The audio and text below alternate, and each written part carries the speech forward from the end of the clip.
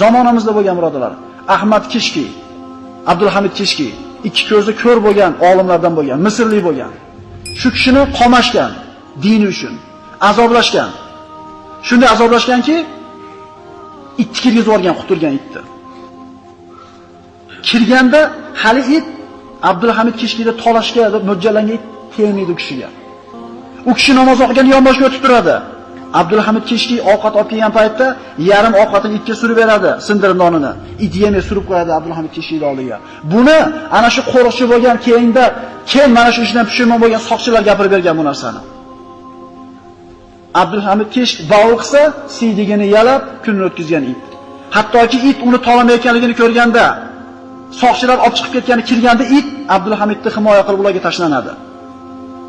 Birodarlar, taqvo qilganda Alloh taolo mana shunday bir kalomatni ko'rsatib qo'ygan.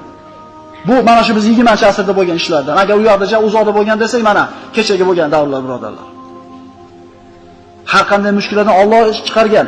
It olib chiqib ketayotgan, olib chiqib ketishga kirgan it tashlanib turib olganda Abdulhamid itinga aytdi, "Bu sirada itinglar" deydi. Shunda Abdulhamid bir og'iz gapiradi: "Ey Allohning mahluqi, chiqib ket." Chiqib ketyapti, itni yig'laganini rivoyat qilishadi birodarlar. Ko'zidan yosh oqqanligini mana shu soqchilar rivoyat qiladi.